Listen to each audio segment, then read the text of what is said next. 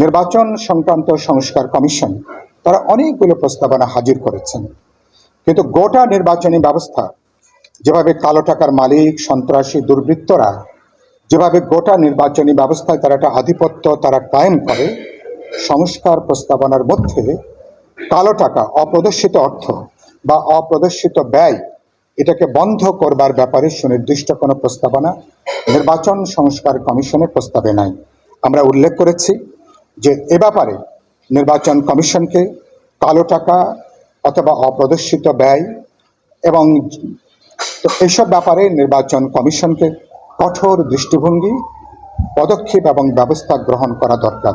না হলে যেটা হবে, আমরা অনেক কিছু করব, কিন্তু আখেরে গোটা নির্বাচন ব্যবস্থাটা একটা ৫-৭% মধ্যে একটা যারা বিত্তবান, যারা ধনী, যারা মাফিয়া, যারা দুর্বৃত্ত, তাদের মধ্যে একটা অবাধ একটা প্রতিযোগিতা বিষয় হয়ে দাঁড়ায়।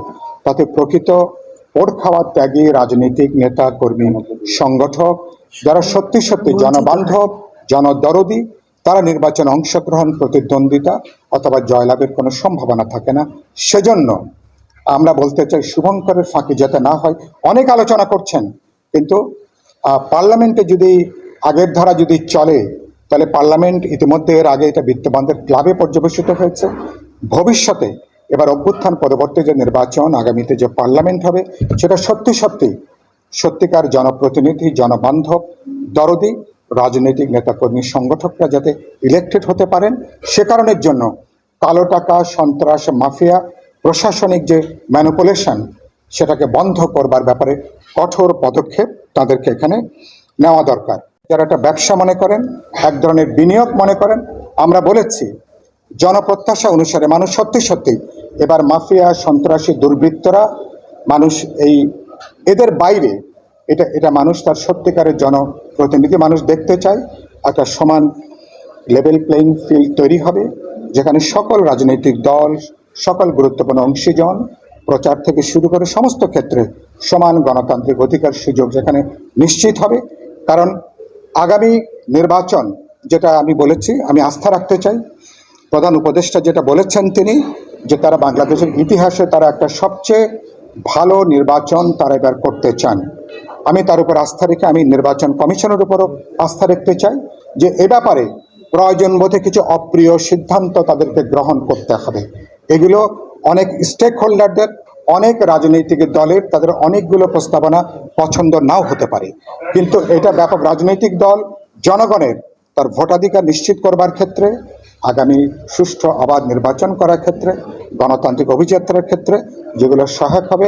আমরা বলেছি যে আপনারা কোনো পক্ষে কোনো চাপ, হুমকি, কোনো রক্তচক্ষু আপনারা না দেখে, যেগুলো অতীত হয়েছে, আপনারা আপনাদের সাংবিধানিক যে দায়িত্ব, রাজনৈতিক দলগুলোর যে ম্যান্ডেট, জনগণের যে বিপুল প্রত্যাশা, আমরা আশা করেছি যে আপনারা সেভাবে আপনারা দৃঢ়চিত্তভাবে, বলিষ্ঠভাবে আপনারা সাংবিধানিক দায়িত্ব পালন করবেন এবং আগামী ত্রয়োদশ জাতীয় সংসদের একটা ভালো নির্বাচন যাতে বাংলাদেশের জন্য, আমাদের বিশ্ববাসীর জন্য যাতে একটা নতুন উদাহরণ আমরা তৈরি করতে পারি, সে প্রত্যাশা আমরা ব্যক্ত করেছি।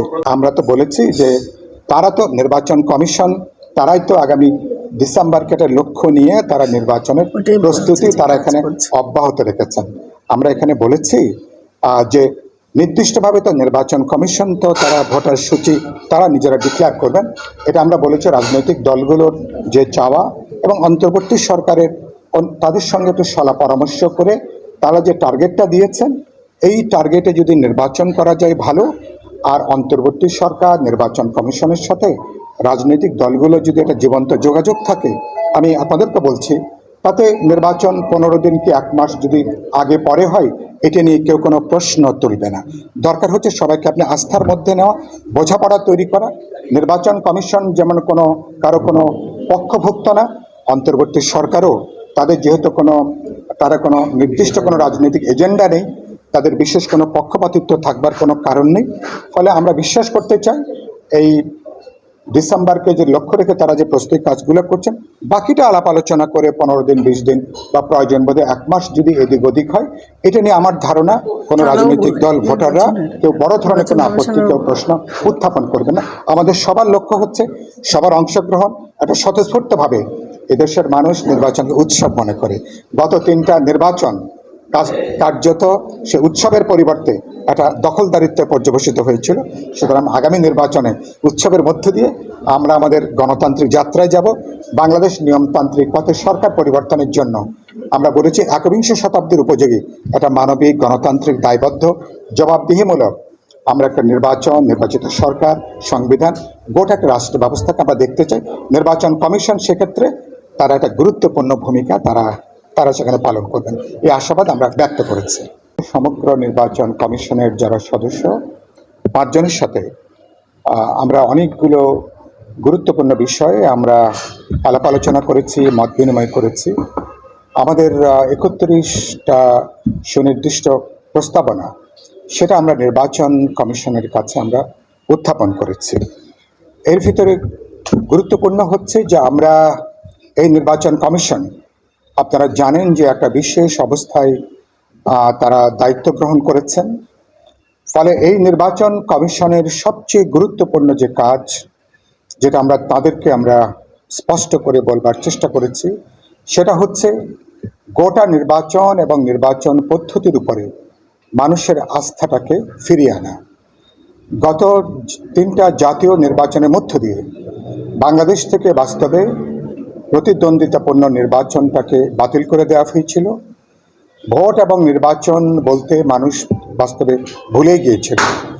নির্বাচনী ব্যবস্থার উপর একটা গণহতাশা, গণ অনাস্থা দেখা দিয়েছিল এবং নির্বাচন কমিশন বিগত আমলের সরকারের একটা সাংবিধানিক একটা প্রতিষ্ঠানের পরিবর্তে তারা বাস্তবে সরকার এবং সরকারি দলের এক ধরনের বলতে পারেন সহযোগী সংস্থার মতন তারা সেখানে কাজ করে এসেছিলেন এবং যেটা কাজ করতে যেয়ে আমাদের কোটি কোটি ভোটার বিরুদ্ধে তারা অবস্থান নিয়েছিলেন। বাংলাদেশের একটা নির্বাচনের মধ্য দিয়ে শান্তিপূর্ণ নিয়মতান্ত্রিক পথে যে সরকার পরিবর্তনের সুযোগ, নির্বাচন কমিশন সেই সুযোগটাকেও অনেকখানি তারা বন্ধ করে দিয়েছিলেন। আমরা বিগত আমলে যারা গোটা ভোট ব্যবস্থা ধ্বংসের জন্য দায়ী, তাদের বিরুদ্ধে আমরা আইনানুগ ব্যবস্থা গ্রহণের যে প্রস্তাব আমরা আগেও বলেছি, আজকেও সেটা আমরা উল্লেখ করেছি। এই প্রেক্ষিতে আমরা বলেছি নির্বাচন কমিশন একটা ছাত্র শ্রমিক জনতার গণ অভ্যুত্থানের পরে বিপুল প্রত্যাশা নিয়ে যে নির্বাচন কমিশন গঠিত হয়েছে, এবার আমাদের দেশের মানুষ ভোটাররা আশা করে এবার মানুষ একটা অবাধ শান্তিপূর্ণ পরিবেশে মানুষ তার ভোটাধিকার প্রয়োগ করতে পারবে এবং মানুষ তার পছন্দের দল এবং প্রার্থীকে মানুষ সেখানে তারা পার্লামেন্টে তারা ইলেক্টেড করতে তারা সক্ষম হবেন। আর সে আস্থাটা আমরা বলেছি এই তাদের এই দায়িত্বের যে প্রশ্ন সেটা আমরা উল্লেখ করেছি। 2 নম্বর আমরা যেটা বলেছি যে আমরা নির্বাচন কমিশন একটা স্বাধীন সাংবিধানিক প্রতিষ্ঠান হিসাবে আমরা তার এখতিয়ার এবং ক্ষমতার আমরা প্রয়োগ দেখতে চাই। সাংবিধানিক প্রতিষ্ঠান হিসাবে তার যে মর্যাদা তাকে যেভাবে পুরোপুরি ভুলুণ্ঠিত করা হয়েছিল, আমরা দেখতে চাইব যে বাংলাদেশের একটা অবাধ নিরপেক্ষ বিশ্বাসযোগ্য নির্বাচন, প্রতিদ্বন্দ্বিতাপূর্ণ নির্বাচনের জন্য নিয়মতান্ত্রিকভাবে সরকার পরিবর্তনের সুযোগ নিশ্চিত করবার ক্ষেত্রে সাংবিধানিক প্রতিষ্ঠান হিসাবে আমরা নির্বাচন কমিশনের ক্ষমতাকে কমানো না, বরঞ্চ কিভাবে ক্ষমতাকে বৃদ্ধি করা যায়, তাদের সক্ষমতা বৃদ্ধি করা যায়, বরঞ্চ আমরা সে ব্যাপারে আমরা আমাদের কিছু পরামর্শ আজকে আমরা সেখানে হাজির করেছি। আমরা কিন্তু একই সাথে আমরা এটা বলেছি নির্বাচন কমিশনকে আমরা মনে করি একটা জবাবদিহিতার মধ্যেও নির্বাচন কমিশনকে আনা দরকার। নির্বাচন কমিশন যদি জনআস্থা পূরণে তারা যদি ব্যর্থ হন, তাদের যদি গুরুতর কোনো ব্যত্যয় ঘটে, এই নির্বাচন কমিশনকেও যাতে জবাবদিহিতার মধ্যে আসে এবং এখন যে সুপ্রিম জুডিশিয়াল কাউন্সিল আছে, সুতরাং সেই কাউন্সিলের ভেতর দিয়েও নির্বাচন কমিশনরা কোনো ব্যত্যয় ঘটলে, কোনো অন্যায় ঘটলে তাদেরকেও আইনানুগভাবে কিভাবে ব্যবস্থা করা যাবে সেটা আমরা উল্লেখ করেছি।